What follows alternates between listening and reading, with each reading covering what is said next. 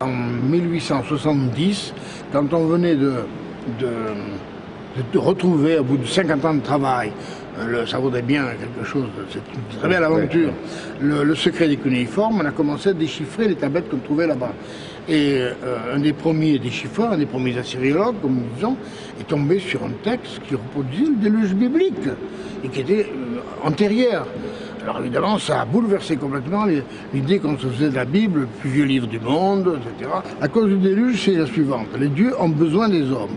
Au début, ils travaillent. Les dieux ressemblent aux hommes.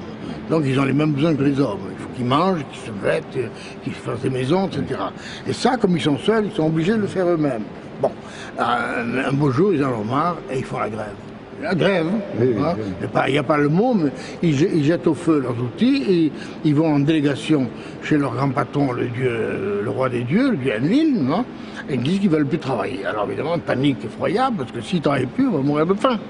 Alors c'est à ce moment-là que le dieu intelligent, le dieu Ea, n'est-ce pas, trouve le moyen de parer à la crise en inventant un ersatz des dieux qui est l'homme. Alors cet homme, il le fait d'argile, et il y mélange le sang d'un dieu de second rang tué par la circonstance. Alors les hommes, donc ainsi mis au monde, commencent à travailler, ils n'ont pas de maladie, ils n'ont pas de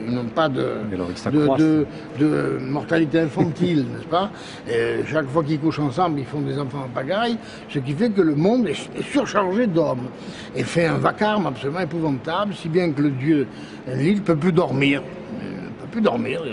Alors il s'en plaint, et comme il n'est pas très malin, c'est d'ailleurs intéressant qu'il y ait cette critique du pouvoir royal comme ça, comme il n'est pas très malin, il décide de décimer les hommes, il leur envoie l'épidémie.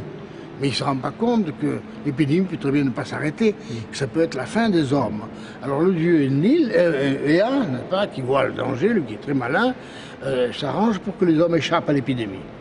Alors, le potin, la vie recommence, et avec elle le potin, et Enlil, toujours furieux, envoie cette fois-ci la sécheresse et la famine. Et Ea les en tire.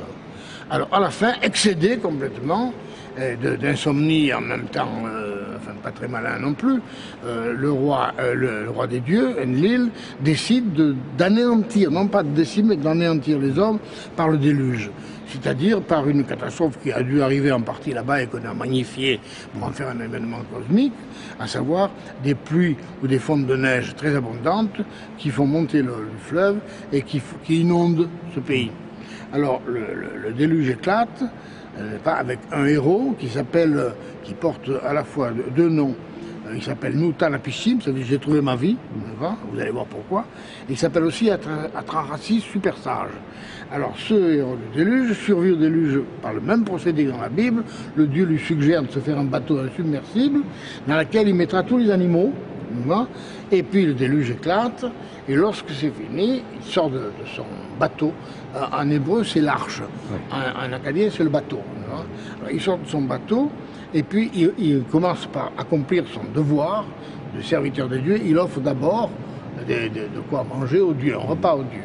Et à ce moment-là, le dieu Enlil, toujours le roi des dieux, qui décidément n'est pas très malin, n'est-ce pas, s'aperçoit, après avoir mangé le repas, parce qu'il avait faim, ils ont tous faim les dieux, s'aperçoit que ces ordres n'ont pas été exécutés. Il y a un homme qui a réchappé. Alors il commence par faire une colère terrible, et on le calme.